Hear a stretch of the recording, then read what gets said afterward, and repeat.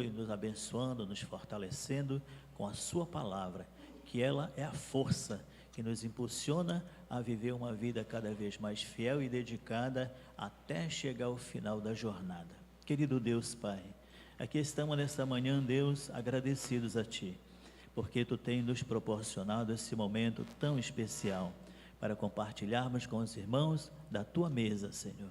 E assim, Pai, prepara o nosso coração, a nossa alma, o nosso corpo, a nossa mente, para poder assimilar a Tua palavra. E ao assimilar, Senhor, ela possa realizar em nossa vida aquilo para o qual ela foi proposta. E assim, Senhor, nos prepara para este momento.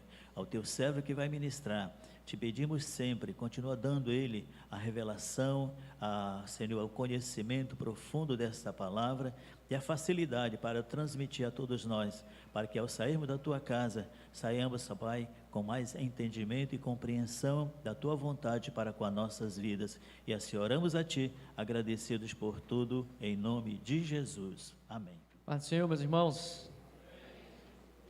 Eu pedi que os irmãos fiquem aí com as suas Bíblias abertas na carta de Paulo aos Romanos, que é o texto que nós utilizamos.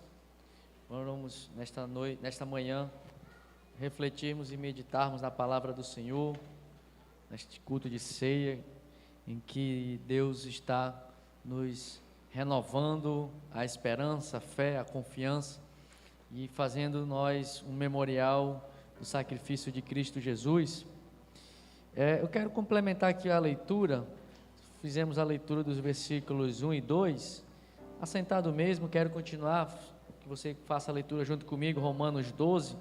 Vamos fazer a leitura do versículo 3 até o final desse capítulo, que nós vamos nesta manhã refletirmos.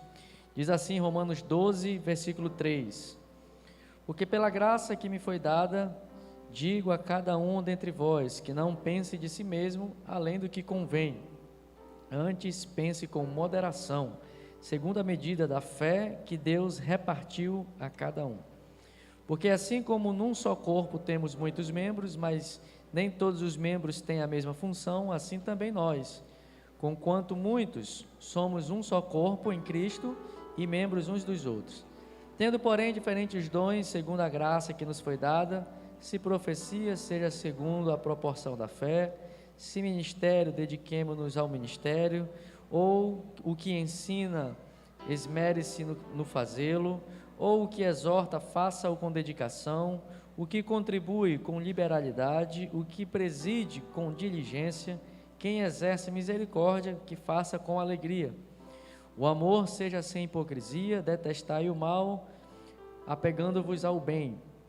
Amai-vos cordialmente uns aos outros com amor fraterno, preferindo-vos em honra uns aos outros. No zelo não sejais remissos, sede fervorosos de espírito, servindo ao Senhor. E regozijai-vos na esperança, sede pacientes na tribulação, na oração perseverantes. Compartilhai as necessidades dos santos, praticai a hospitalidade, abençoai os que vos perseguem, abençoai e não amaldiçoeis. Alegrai-vos com os que se alegram e chorai com os que choram. Tende o mesmo sentimento uns para com os outros, em lugar de serdes orgulhosos, condescendei com o que é humilde, não sejais sábios aos vossos próprios olhos. Não torneis a ninguém mal por mal, esforçai-vos por fazer o bem perante todos os homens. Se possível, o quanto depender de vós, tende paz com todos os homens. Não vos vingueis a vós mesmos, amados, mas dai lugar à ira, porque está escrito: a mim me pertence a vingança, eu é que retribuirei, diz o Senhor. Pelo contrário, se o teu inimigo tiver fome, dá-lhe de comer; se tiver sede, dá-lhe de beber, porque fazendo isso, amontoarás brasas vivas sobre a sua cabeça. Não te deixes vencer do mal, mas vence o mal com o bem. Meus irmãos, aqui nós temos um ensino apostólico de Paulo, em que ele nos conduz a uma nova vida em Cristo Jesus e a estimular os crentes, os cristãos, a servirem a Deus de forma prática, de forma que isso seja expresso no seu dia a dia. Nós temos aqui no capítulo 12 de Romanos uma virada de chave no ensinamento apostólico. Paulo, nos 11 primeiros capítulos de Romanos, ele vem falar basicamente de assuntos doutrinários. Ele trata de muita teologia, ele fala de muitas doutrinas. Ele fala da doutrina da justificação, ele fala da rejeição de Israel no capítulo 11 e a inserção dos gentios na promessa de salvação. Ele fala da lei, ele fala da salvação pela fé. Os 11 primeiros capítulos, Paulo se concentra em ensinar e em falar e trazer doutrinas para a igreja, para que a igreja encha a sua consciência da palavra de Deus, mas não apenas que o caminhar da igreja não seja apenas com base em uma emoção ou coisa nesse sentido.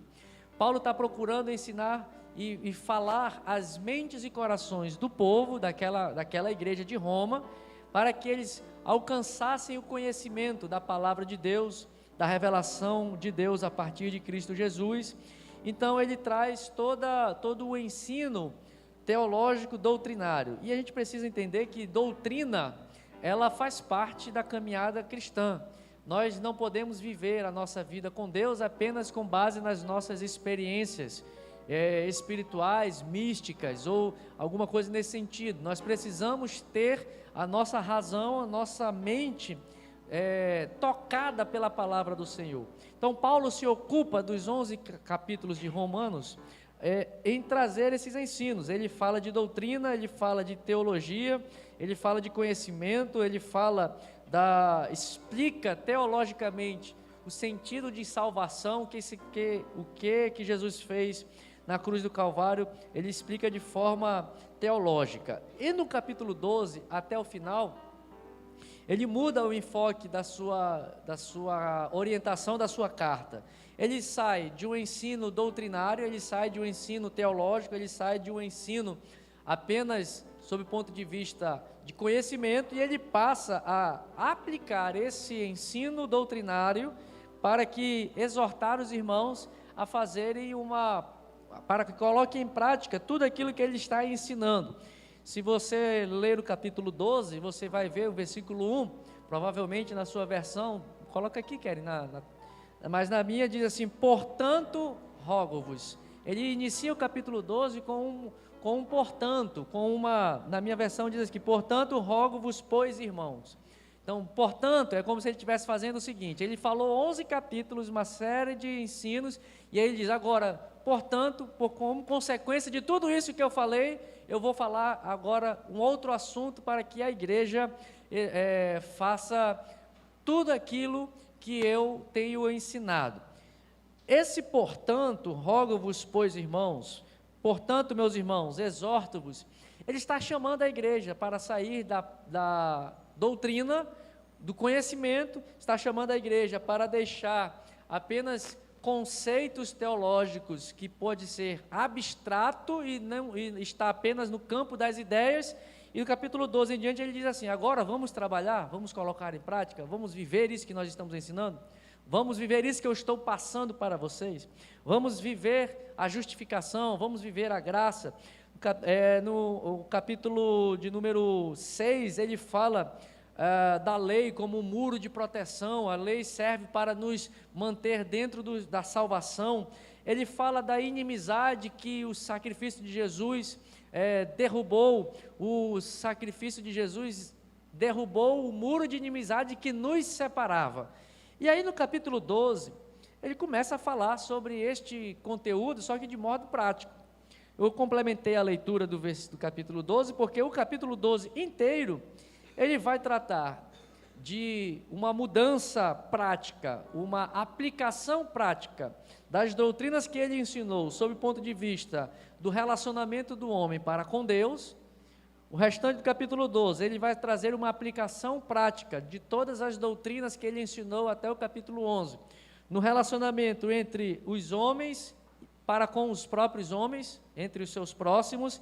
E ele vai falar, inclusive, de um modo prático, a teologia, a doutrina sendo vivida nos relacionamentos, inclusive contra os inimigos, contra aqueles que nos perseguem, os nossos adversários. O capítulo 12, portanto, é uma instrução apostólica, uma instrução da autoridade apostólica de Paulo para convocar a igreja a viver o evangelho no seu dia a dia. E é isso que eu quero nessa manhã, meus irmãos, nos deter nesse assunto, para que nós também possamos trazer tudo que você conhece, tudo que você já experimentou, as doutrinas que você sabe, os conhecimentos que você ainda tem, nós temos da palavra de Deus, nós precisamos colocar em prática no nosso dia a dia. Afinal de contas, esta é a nova vida que nós precisamos viver. Jesus nos deu uma nova vida, Jesus nos deu uma nova natureza para que nós pudéssemos vivê-la. Se nós vivermos a moda antiga, se nós vivermos no estilo antigo, se nós vivermos pelos padrões antes de conhecermos o Evangelho, então não estaremos vivendo esta nova vida. Nesse sentido aqui, Paulo começa, então nós vamos nessa manhã refletir sobre como nós estamos vivendo, irmãos, o Evangelho, sob o ponto de vista do meu relacionamento para com Deus, do meu relacionamento para com o meu próximo e do meu relacionamento para com aqueles que se opõem e que Paulo aqui coloca no versículo de número, capítulo 12, versículo de número 17, quando nós estamos relacionados, enfrentando os nossos adversários. Então, no nosso relacionamento para com Deus, os versículos 1 e 2, vai nos mostrar como a nova vida que nós recebemos de Cristo Jesus deve ser vivida. A vida com Deus precisa ser vivida no nosso dia a dia. Certamente,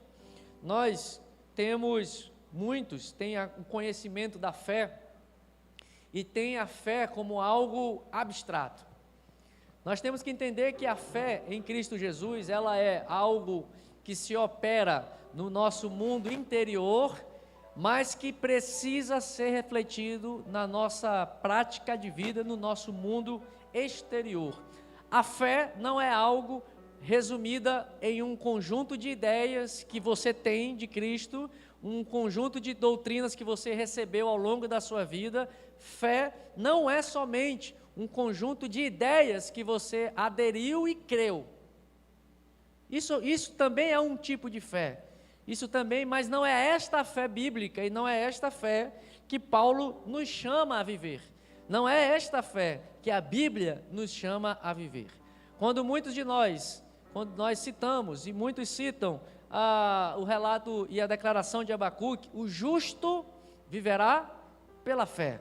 Veja que na própria declaração profética, ele está dizendo que o justo vive pela sua integridade, pela sua fé. Não é que muitas pessoas dizem, não, eu estou vivendo pela fé. Como assim, esperando algo milagroso acontecer, como se esperando algo sobrenatural acontecer e limitando a fé tão somente a algo sobrenatural. Irmãos, nós estamos vivendo e a fé que Cristo quer que nós vivamos não é a fé somente de esperar as coisas milagrosas que Deus pode fazer. Vou dizer para você o que é milagre. Milagre é quando nós entramos em sociedade com Cristo, com Deus, em que nós fazemos tudo aquilo que é possível ser feito, esperando que o que é impossível de acontecer, o nosso sócio faça. A vida com Deus é uma sociedade, irmãos. Nós vivemos e Deus espera de nós algo. Deus conta com a nossa atitude, senão Ele não daria a nós inteligência, conhecimento, não daria a nós capacidade de aprender, se nós não precisássemos fazer nada, se fé fosse tão somente ficar orando, clamando, Senhor abre uma porta, Senhor faz isso, Senhor faz aquilo, e nada fazemos, tudo está na mão de Deus e nada está na nossa competência, isso não é fé, isso é preguiça, isso é qualquer outra coisa, menos a fé bíblica. Porque quando Deus chama Abraão e diz, sai da tua terra, se ele não tivesse saído, ele não seria o nosso pai na fé. Deus falou, sai da tua terra, ele saiu. Deus falou e ele fez. ele fala com todos os patriarcas, e os patriarcas, ao ouvirem a voz de Deus, creram na voz de Deus, mas a crença e a fé deles resultou em uma prática. Deus chamou Abraão, ele sai da tua terra? Pois não, estou saindo. Deus falou com Jacó, vai que eu vou te abençoar. E Jacó disse, se tu fores comigo, te darei o dízimo de tudo quanto eu ganhar. Vai, pode ir. E Jacó foi. Então todo personagem bíblico, todo servo de Deus, que é relacionado, inclusive o escritor aos Hebreus, no capítulo 11, quando relata o que nós chamamos de o capítulo dos heróis da fé, veja lá se tem alguém que ficou crendo e sem fazer nada. O relato dos heróis da fé está demonstrado por pessoas que creram intelectualmente, racionalmente, no seu coração, mas que essa fé, essa crença, resultou em uma prática, em uma mudança de atitude. Daniel creu em Deus, não, ainda eu rei, tu podes me jogar aí na cova dos leões, eu creio que meu Deus pode me salvar, mas se Ele não me salvar, eu continuo servindo a Ele. Ele tomou uma atitude, não vou adorar, continuo adorando a Deus, continuo servindo ao Senhor, e o rei jogou ele na cova, ele ficou na sua fé, e lá Deus fechou a boca dos leões. Na fornalha, Ananias, Misael e Azarias, lá eles mantiveram a sua fé e tomaram uma decisão, não vou me prostrar diante da estátua do rei. Então a fé não foi só algo aceito na mente, no coração, mas foi resultante, essa fé resultou em uma prática de vida. Irmão, se a nossa fé, se o que nós sabemos, cremos, conhecemos de Deus, não resultar numa mudança de vida, então não estamos vivendo uma nova vida. É isso que Paulo está chamando aqui. E aí, quando ele diz corpos consagrados, e ele diz mente transformada, ele faz uma exortação, e ele diz, rogo-vos, pois, irmãos, ou exorto-vos, pois, irmãos. Nós podemos olhar para esse clamor de Paulo, para essa expressão de Paulo, e imaginar que ele estivesse falando assim, por favorzinho, faça isso, pelo amor de Deus. Entregue os vossos corpos como sacrifício, por favor. Você pode fazer isso por gentileza? Você pode fazer isso por obséquio? Não é isso que Paulo está dizendo. Ele está dizendo assim, que o crente, esse rogo-vos, no português dá essa impressão, meu irmãozinho, a gente tem às vezes tanto tato para falar de algumas coisas com os irmãos, que tem medo de falar algo e ser mal compreendido, ou ser, enfim, não ser aceito. Paulo não está dizendo assim, por favor, igreja de Romanos, santificai-vos. Não, ele está dizendo, olha, da minha autoridade apostólica eu digo, eu exorto, eu chamo a atenção de vocês. Vocês precisam se apresentar diante de Deus com os vossos corpos santificados, consagrados, como um sacrifício vivo, santo e agradável a Deus.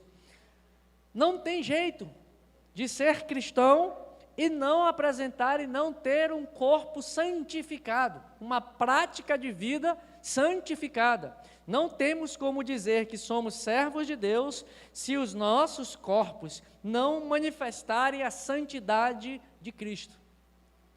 Quando ele diz, eu peço que vocês apresentem os vossos corpos como sacrifício, ele está nos chamando a que possamos andar dignamente, como quem está em plena luz do dia. Quando ele fala dos corpos como sacrifícios vivos, ele está falando do mundo aparente, daquilo que eu vejo, daquilo que eu expresso nos meus comportamentos. Ele está dizendo que o nosso comportamento, o nosso proceder, a nossa prática de vida, precisa exteriorizar uma vida de santidade.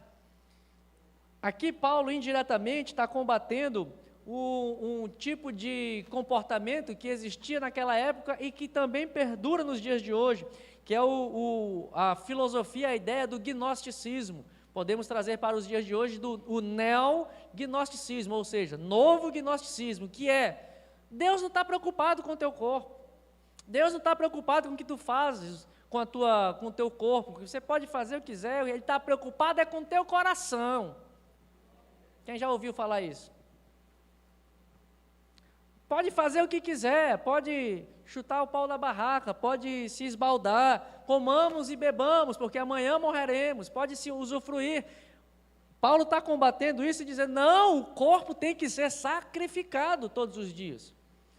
Esse sacrifício vivo, Paulo está escrevendo isso, e para aqueles leitores dele desta época, ainda existia em Israel o templo, ainda estava de pé, ainda não tinha sido destruído. Quando Paulo escreve essa carta aos Romanos, ainda existiam sacrifícios de animais em andamento no templo. Então, quando ele fala isso para o escritor, para os romanos, ele diz, olha, lembra do que acontece lá no templo, em que os cordeiros são sacrificados, os animais são mortos, e que o sacrifício continua sendo feito lá no templo? Ele está dizendo, agora, vocês são esse sacrifício. Olhe para aqueles animais e pensem, vocês são esse sacrifício, porém vivo, na presença de Deus. Os vossos corpos são esses sacrifícios vivos que vocês precisam apresentar na presença de Deus. É preciso sacrificar, irmãos. É preciso sacrificar as nossas vidas, é preciso sacrificar o nosso ego, é preciso sacrificar as nossas emoções, é preciso sacrificar os pecados, é preciso sacrificar. Não existe pecado fofo, meigo, esse pecadinho é tão fofo, tão gostoso. Não existe, é preciso sacrificar. Não podemos ter pecados de estimação, irmãos. Paulo está dizendo, olha, o vosso comportamento, o vosso corpo precisa ser santo, precisa ser apresentado diante de Deus como sacrifício vivo. E ele coloca isso nessa expressão exorto-vos para mostrar para esses irmãos da igreja de Roma, para mostrar para nós que não há nova vida se nós não tivermos uma prática de vida diferente, se nós não manifestarmos no nosso proceder uma mudança. Não podemos dizer que mudamos interiormente se as nossas práticas continuam sempre sendo as mesmas. Não adianta compreendermos e acharmos que amadurecemos, crescemos espiritualmente, se a nossa prática de vida nada mudou. Sacrifício vivo, corpos santificados, corpos sacrificados, nos diz respeito a manifestar a glória de Deus no nosso dia a dia, no nosso proceder. Afinal de contas, a boca fala do que o coração está cheio. Afinal de contas, as nossas atitudes expressam o que está interiormente na nossa mente e no nosso coração. O nosso corpo fala e manifesta e expressa aquilo que eu acredito, aquilo que está sedimentado na minha mente, aquilo que está alicerçado nas minhas emoções. Paulo está dizendo, irmãos, eu exorto a vocês que sacrifiquem essas coisas, sacrifiquem os vossos corpos, mortifiquem a vossa carne, mortifiquem as vossas emoções, lutem contra isso, vocês precisam apresentar isso diante de Deus. Ainda há um preço a ser pago. O preço do perdão foi pago por Jesus, mas o preço da santificação é pago por mim e por você todos os dias. E o grande problema que vai no versículo de número 2, é que os versos 1 e 2 está falando, eu tenho que sacrificar meu corpo a Cristo, a Deus, o meu relacionamento com Deus, mas eu preciso, para fazer a vontade de Deus, ter uma mente transformada, que é o verso de número 2. Não se conformem com este século, mas transformai-vos pela mudança da vossa mente.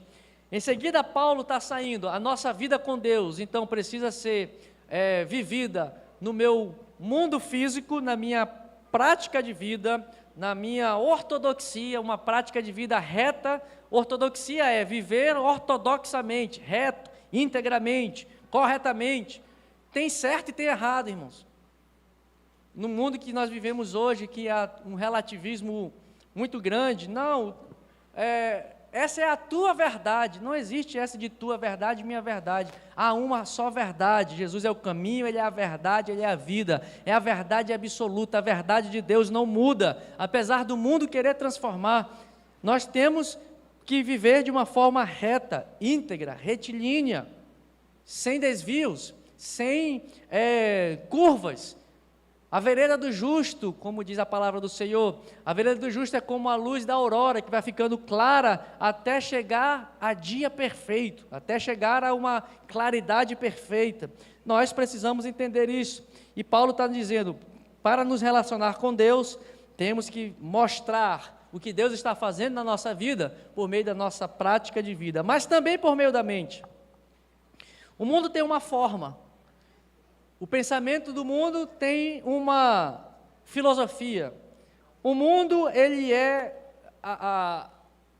os conceitos mundanos, os conceitos seculares, os conceitos deste mundo, são conceitos sem forma, elástico.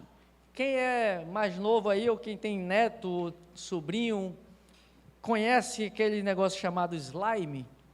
Quem já viu slime? Quem já viu slime, levanta a mão aí. O mundo é assim, a filosofia do mundo é assim, é um slime, que você aperta assim, não tem forma. Você aperta, ele se conforma ao formato da mão. Ele é elástico, você estica, puxa, ele fica aquela liga que não tem substância, não tem substrato, não tem concisão, não tem firmeza. O mundo, quando Paulo diz, não vos conformeis com este século, este século permite todas as coisas. Tem uma música, inclusive, que ilustra esse conceito de um cantor secular, um cantor chamado Lulu Santos. Quem já ouviu falar aí? Não se tenha vergonha não, você sabe quem é Lulu Santos, né? Talvez, quando você não fosse crente, você até cantou essa música, que se chama Tempos Modernos. Vamos nos permitir. E não há tempo que passe, amor, que valha mais que qualquer coisa. Olha o que ele diz aqui: eu vejo a vida melhor no futuro, eu vejo juízo por cima de um muro de hipocrisia que insiste em nos rodear, eu vejo a vida mais clara e farta, repleta de toda a satisfação que se tem direito, do firmamento ao chão, ou seja, do céu ao chão. Ele está dizendo, tem todo tipo de satisfação. E ele fala no final, vamos viver tudo o que há para viver, vamos nos permitir. É um slime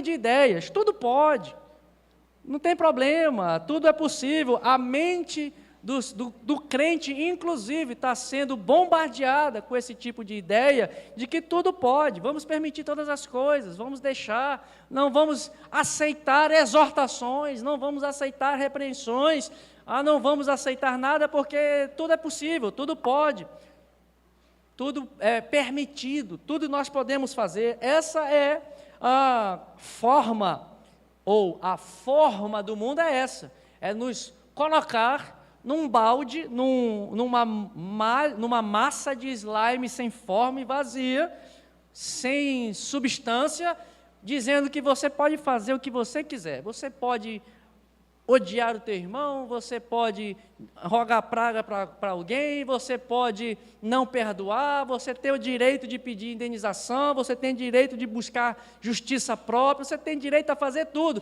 e o mundo vai permitindo a gente. Mas a forma de Deus, a mente de Cristo é o contrário. Ele diz, você tem que ir além da forma, transformando a vossa mente, modificando a vossa mente, renovando a vossa mente.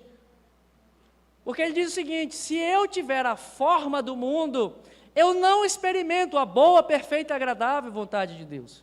Com uma mente secular e mundana, eu não conheço a vontade de Deus. Aqui Paulo está falando do mundo interior agora. Se o corpo sacrificado fala da prática de vida, em que eu sacrifico meus desejos carnais, mais básicos da vida humana, as paixões que são palpáveis, agora ele está falando da mente, quando são coisas mais abstratas. Alguém já pegou o pensamento assim? Rapaz, peguei uma ideia no ar, já ouviu essa expressão? Você consegue pegar uma ideia no ar assim?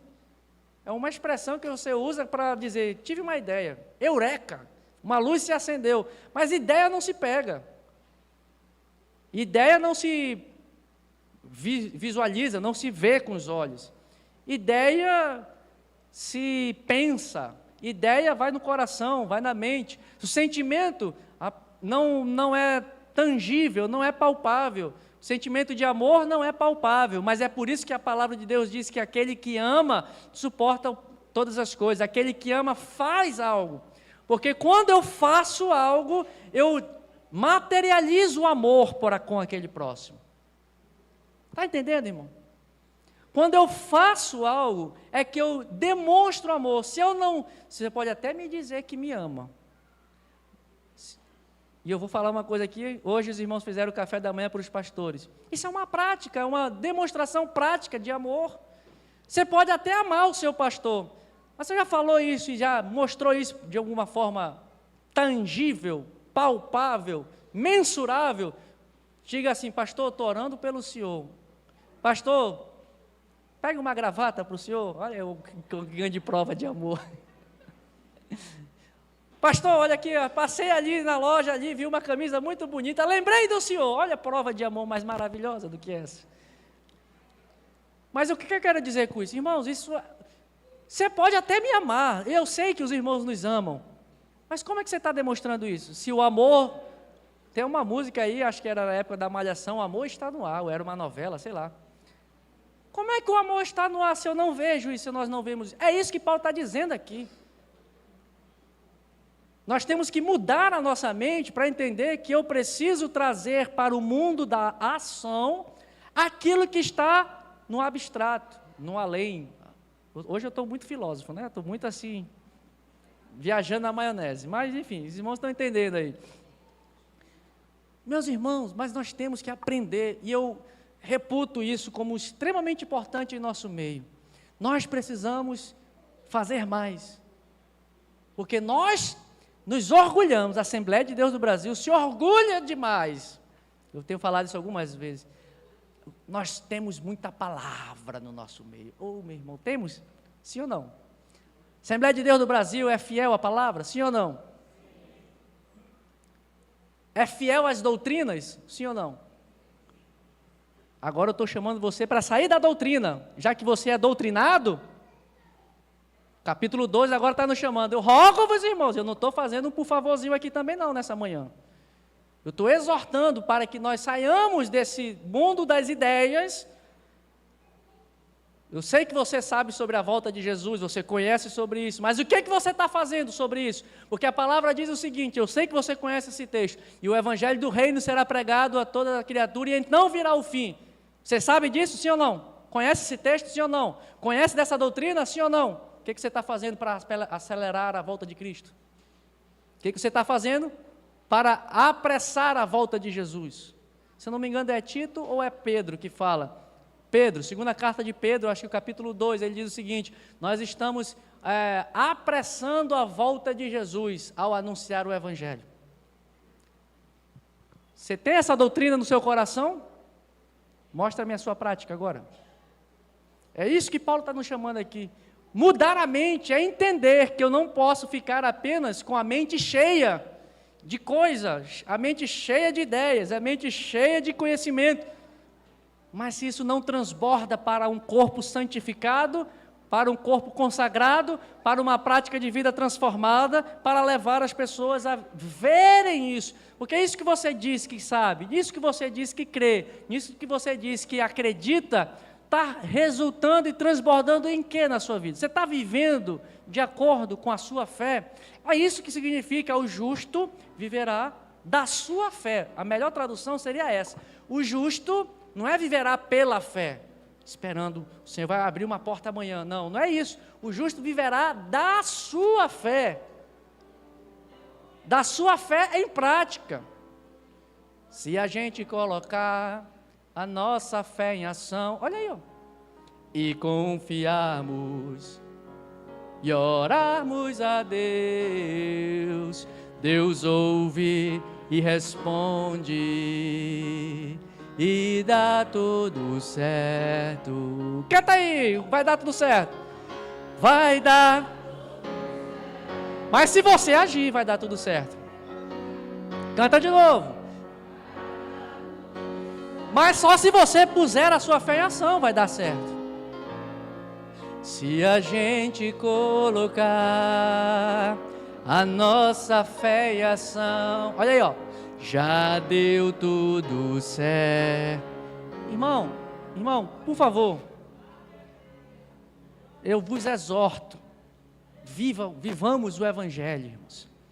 Porque se você olhar, Paulo está falando, corpos consagrados, mentes transformadas. A mente transformada me levará a experimentar. Olha só como é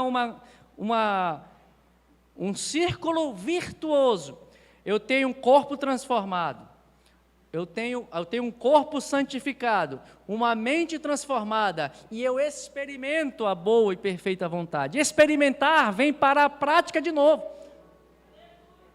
Quando eu tenho a mente mudada, eu experimento no meu dia a dia a vontade de Deus.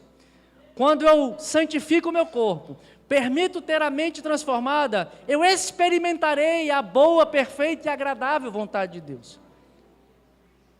Mas eu preciso ser fiel, irmãos, a esta dinâmica espiritual que Deus está nos ensinando.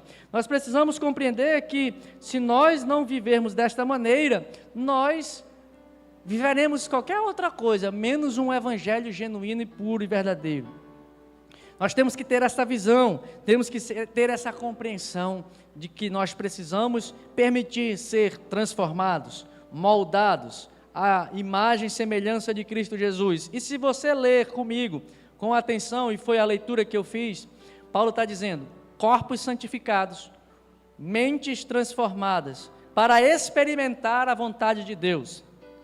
E aí ele passa do verso 3 até o final que nós fizemos a leitura, ele passa a partir daí a falar como tudo isso que ele vai falar, do verso 3 em diante, ele vai nos trazer para uma vida prática. Como é que eu tenho uma vida, um corpo santificado, e como é que eu tenho uma mente transformada? Versículo de número 3. Não pense de si mesmo além do que convém. Paulo está falando aqui a mente. Paulo está falando ao coração, ao entendimento. Ele está dizendo, mente transformada, primeira coisa, não se ache. Diga para o seu irmão, não se ache. Diga para ele assim, você não é o último pacote, você não é a última bolacha do pacote. Você não é a última Coca-Cola do deserto. Não é, você não é. Por melhor que você seja, não pense de si mesmo além do que convém. Paulo está dizendo aqui, para ter uma mente transformada, tem que tirar o orgulho, a vaidade do coração. Do coração, quando eu digo coração e mente, porque quando a gente fala isso no coração, não é o coração aqui de carne e osso que bate, mas é a sede das nossas emoções, é onde está as nossas vontades residem, o seu desejo, os seus pensamentos está no que figurativamente chamamos de coração, mas nada mais é do que a sua mente. Tudo isso é na mente. Não pense, não se ache. Pense de si mesmo com moderação, segundo a medida da fé que Deus repartiu a cada um de vós. O que ele está dizendo aqui, meu irmão? Não queira ser igual ou melhor do que ninguém. Olhe para si mesmo e pense a respeito de si mesmo com moderação. Esse complexo de superioridade, nós não devemos pensar acerca de nós mesmos além do que convém. Devemos desprezar a altivez, a soberba, o orgulho. Isso é alguém que se permite conformar com a forma de Cristo. É que se permite ser moldado pela forma de Cristo, que permite ter na sua mente, no seu coração, ter a mente de Cristo. Depois ele vai falar desse aspecto ainda, da mente, não achar, cada um, não ter essa soberba de se achar superior aos outros. Ele fala dos dons, mas eu não quero falar e tratar dos dons que ele fala aqui, eu quero avançar na prática que ele nos traz no capítulo 12. Depois, no versículo de número 9, ele começa a falar de um comportamento, ele volta a aplicar o conhecimento, a doutrina, a prática do corpo, do dia a dia, quando ele vai dizer, o amor seja sem hipocrisia, detestai o mal, apegando-vos ao bem, amai-vos cordialmente uns aos outros, com amor fraternal, preferindo-vos em honra uns aos outros. Ele começa a dizer, olha, no vosso dia a dia, vos amem uns aos outros, com amor fraternal. De que maneira? O meu irmão é superior e é maior do que eu. O meu irmão tem preferência em relação a mim. Ou seja, se a farinha é pouca, o pirão do irmão primeiro. É isso que ele está dizendo. Evangelho dos Baréis, capítulo 1, versículo 2. Farinha pouca, o pirão do irmão primeiro. Está registrado no Evangelho de Jesus. É isso que Paulo está dizendo também aqui. Prefira o seu irmão. Dê preferência ao seu irmão, preferindo-vos em honra. Honre o seu irmão. Valorize o seu irmão. Por mais inconveniente que seja, honre o seu irmão. Por mais que ele seja, aos seus olhos, alguém que lhe perturbe, que lhe tire a paciência, Paulo está dizendo, honre o seu irmão. Irmão, sabe o que é honrar? O que é honrar? Honrar, a palavra honra no hebraico é kavod, é peso, é dar peso, e esse peso é no sentido de financeiro, é dar peso financeiro para alguém. Quando ele diz, honra ao Senhor teu Deus com as tuas finanças, Provérbios capítulo 3 ou capítulo 4, quando Salomão diz, honra ao Senhor com todos os teus bens, ele está dizendo, dá peso ao Senhor, valorize o Senhor com algo de valor, reconheça que Deus é valoroso, mas trazendo algo de valor a Ele. Honrar é dar algo de valor, é colocar o outro em uma posição de importância, é colocar o outro, o próximo, numa posição de alto valor. Pois não, meu cenário?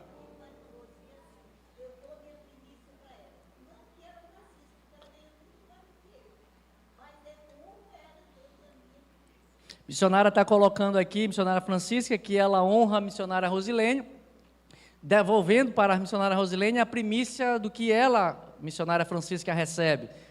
Não porque ela precise, mas porque ela honra e valoriza a figura da missionária. Mas é fácil relativamente honrar e valorizar a missionária. É ou não é? Diga a verdade, por mais que ela seja durona, assim, dá uns... Ela hoje já está mais, até a Suzete falou, Rosi, quem te viu, quem te vê. Né, Suzete? Cadê a Suzete? Está por aí. Eu nunca imaginei, Suzete, eu nunca imaginei te ver hoje do jeito que você é, que a mamãe era tinhosa, mulher dura de governo, como dizia o meu avô para minha avó.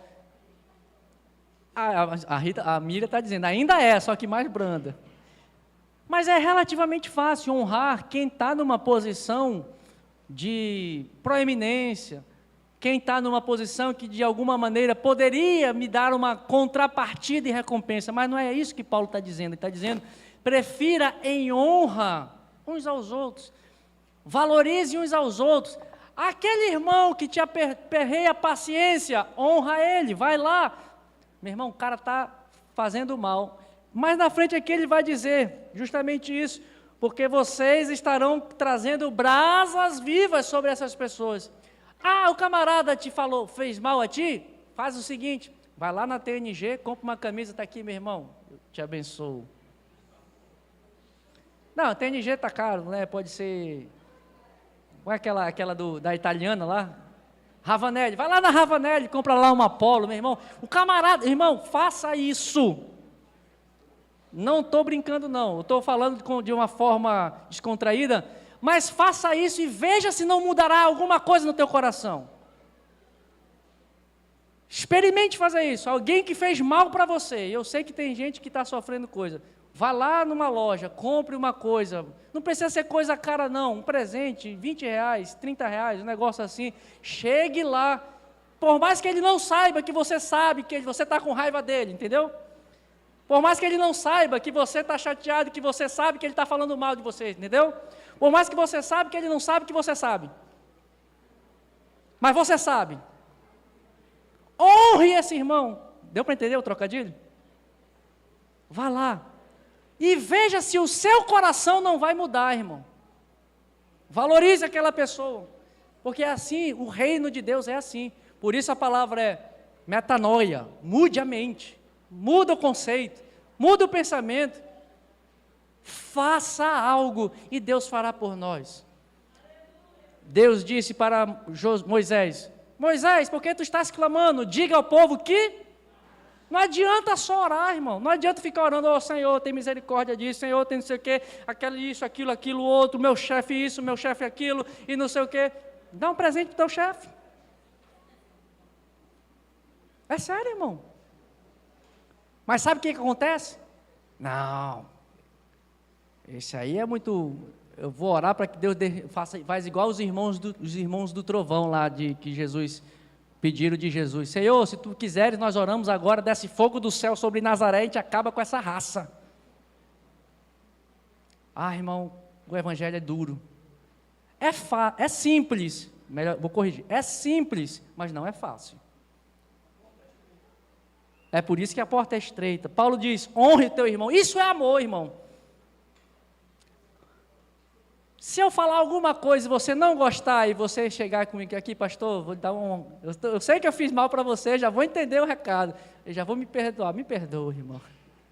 Estou dando a deixa, irmão, estou dando a deixa, sabe, irmão, mas é sério mesmo, nós não nos honramos como deveríamos, mutuamente, não estou falando não estou puxando para a classe pastoral, mas nós temos um mal em nosso meio, nós não nos honramos. Nós não nos valorizamos. Lá fora tem tudo que é gente de valor. Parece que aqui dentro só tem a sobra do tacho. Honre seu irmão. Honre a sua liderança. Honre o seu companheiro de ministério. Valorize. Honrar é valorizar, irmão. E valorizar, você pode...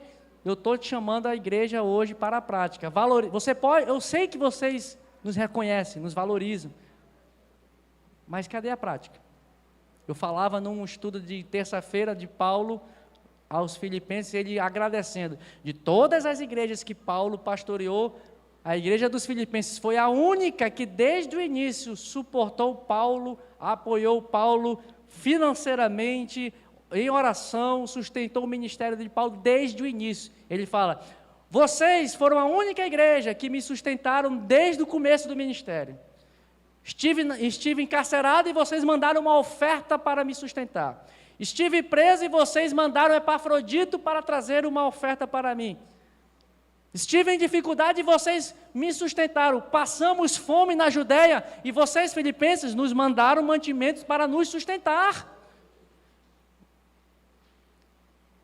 Irmão, não estou pedindo que os irmãos agora, a partir de hoje, cheguem aqui. Será que eu faço igual aquelas pessoas? Olha, se você quiser abençoado, nesse bolso aqui 50, nesse bolso bote mais 100 e Deus vai te multiplicar. Vai botando aqui. Meu irmão, se eu fizer um treinamento, eu consigo fazer isso. Mas Deus está nos chamando, olha, vamos mudar a mente, vamos viver o Evangelho. E veja aqui se não é verdade que ele está nos chamando à prática. Olha só no verso de número 11. No zelo, ou seja, no cuidado, não sejam remissos. O que é remisso? A tua versão está vagarosos aí?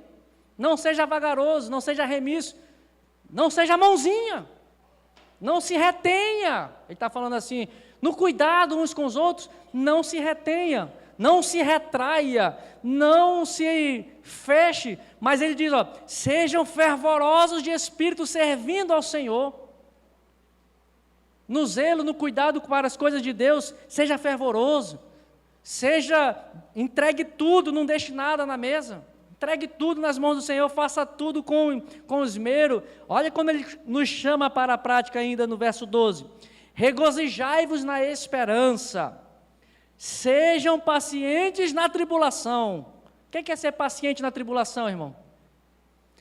É ficar sentado, parado, um dia, uma hora vai passar, tem uma música, né, que fala isso, né, uma hora vai passar, pacientemente, não, paciência paciência na tribulação, é continuar andando ainda que a circunstância não mude, é não parar, é não desistir, pacientemente, quando a gente ouve aquele salmo, esperei com paciência no Senhor e Ele ouviu o meu clamor.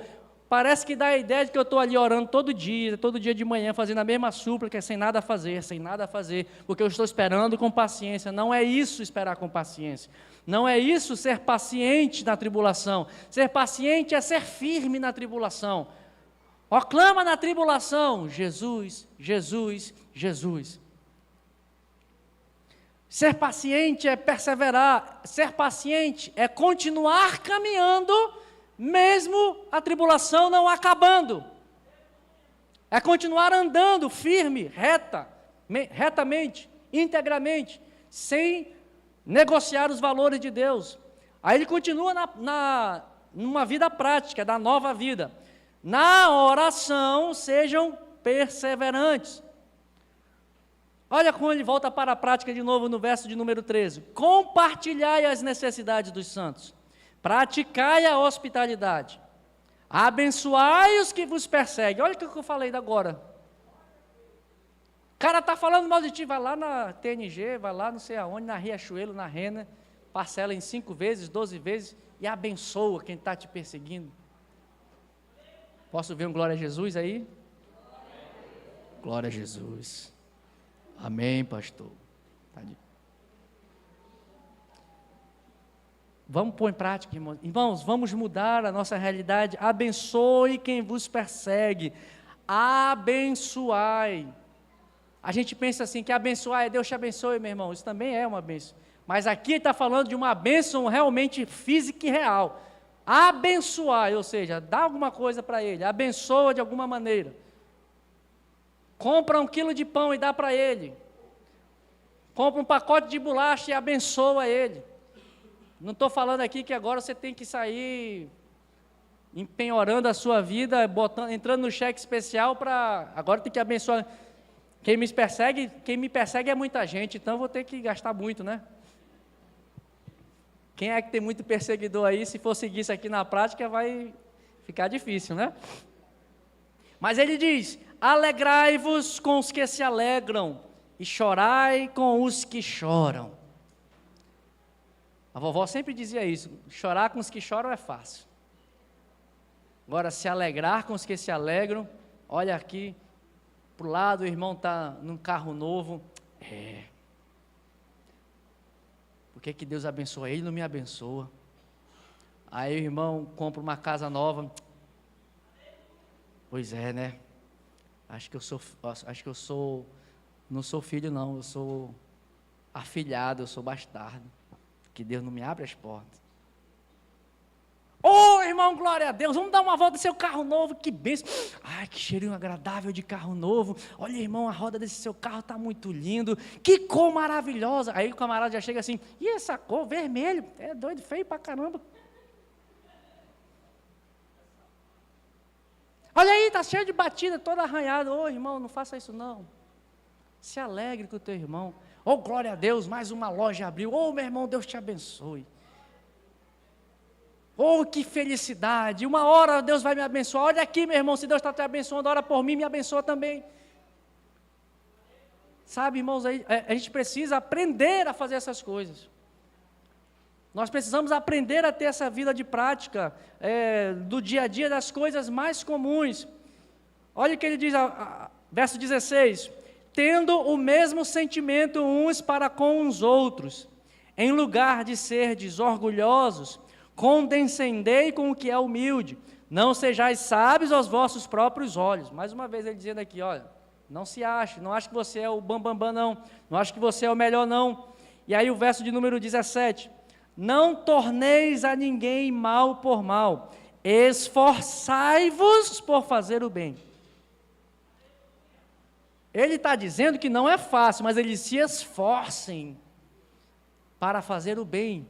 Não retornem o mal que receberam, devolvendo com o mal, mas se esforcem, porque é contra a natureza humana, é só uma capacitação do Espírito Santo de Deus, é só um fruto do Espírito em nós, que nos ajudará a fazer o bem para quem nos faz o mal. É orar por aqueles que nos perseguem, pedindo bênçãos, não é orar para pedir, Deus, manda fogo do céu. Deus, faz isso, faz aquilo. Não, irmão, aqui, olha o texto. Não é isso, não. Está te perseguindo, meu irmão, abençoa aquele irmão. Abençoa aquela pessoa. Está sendo perseguido pelo chefe. Ô Senhor, abençoa o chefe, abençoa a família dele, guarda a família dele, salva ele, Jesus. Ele é um ignorante, ele não conhece. Tem misericórdia da vida do chefe. Tem muito chefe aí que precisa ser só a graça de Jesus. Mas ele meu irmão, se o evangelho não for vivido, como é que nós vamos salgar o mundo? Como é que nós vamos iluminar as trevas? Isso é trazer luz à escuridão. Porque as pessoas estão na escuridão do revanchismo. O mundo está nesse slime do revanche, do ódio, da retribuição, olho por olho, dente por dente, de entregar tudo. Bateu de um lado, recebe do outro, bateu, levou, falou mal, vou falar mal também. Esse é o slime do mundo, é a forma do mundo, que Paulo está dizendo, transformai-vos, vá além disso, saia disto. Quem já teve uma experiência, não sei se o Mário já teve essa experiência viajando aí de moto, de você estar subindo, pega uma serra, está numa estrada viajando, você está a estrada aqui, ali na área de Santa Catarina tem muitas essas serras, quando você vai subindo a serra, você vai subindo no carro, você vai lá em Santa Catarina, tem a estrada do Rio do Rastro, que ela é bem assim, ó, ela é cheia de curvas, você vai subindo, você vai lá em cima, você consegue olhar tudo lá embaixo. Sair da forma do mundo é sair desse ambiente, ser levado por Deus para um lugar mais elevado e conseguir olhar de cima e perceber que no reino de Deus as coisas são diferentes.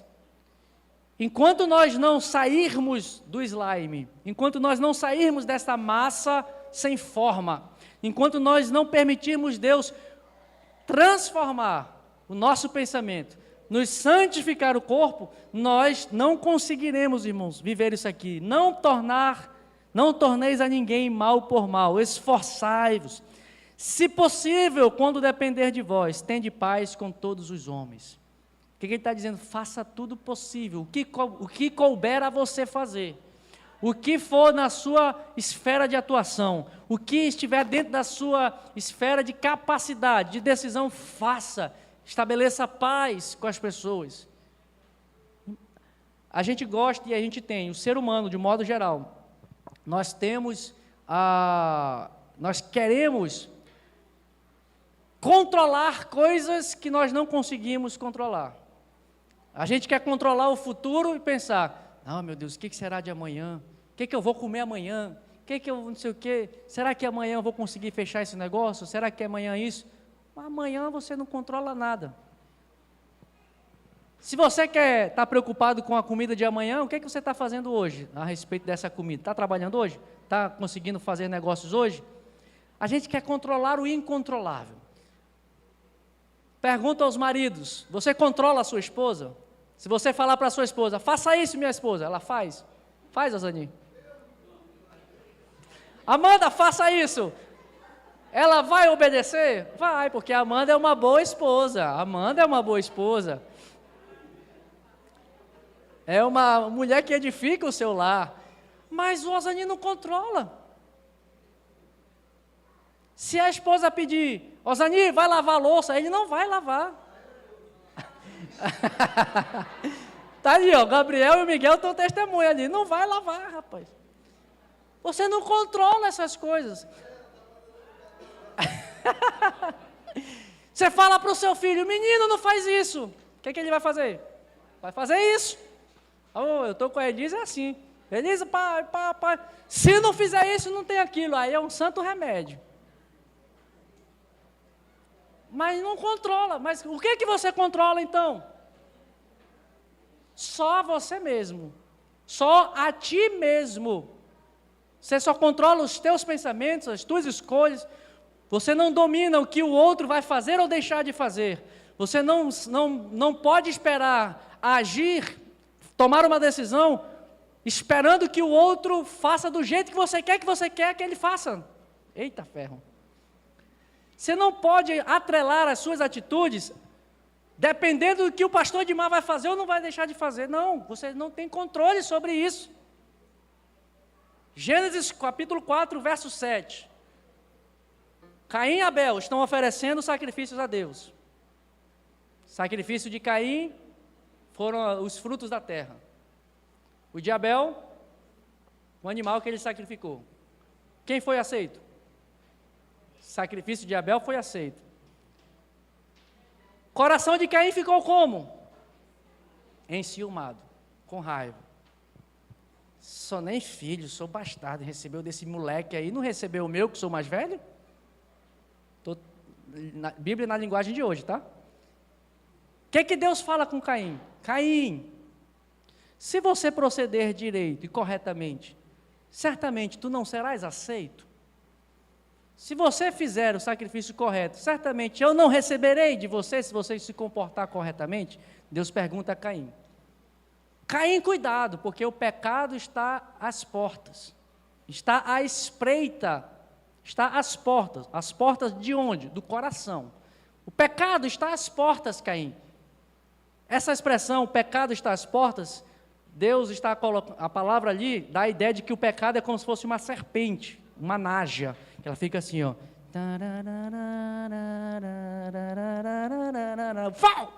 Pegou. Pecado está assim às portas do teu coração. O ódio está às portas do teu coração. O rancor está assim às portas do teu coração. O ressentimento está assim, ó. Uau! Sangue de Jesus. É isso que Deus está falando para Caim. Aí no mesmo texto Deus fala para Caim, mas Caim, cabe a ti dominá-lo. O que é isso, irmãos? Você só domina o teu próprio coração. Certamente não teria acontecido aquilo. E Deus fala isso para Caim antes de ele matar Abel. Porque no coração de Caim, ele já estava com essa intenção. E Deus vendo isso, Caim, cuidado. Caim, vigia, crente. Vigia, irmão, presta atenção. Tu não tem como dominar e controlar o que Abel vai fazer ou deixar de fazer, Caim. Mas cabe a ti dominar o que está dentro do teu coração, Caim. Vigia. Paulo está nos falando isso. Caim recebeu esse alerta.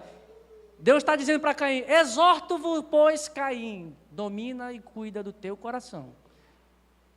Então você não vai controlar o que o outro vai fazer ou deixar de fazer, mas o que está no teu coração. Provérbios capítulo 4, verso 8.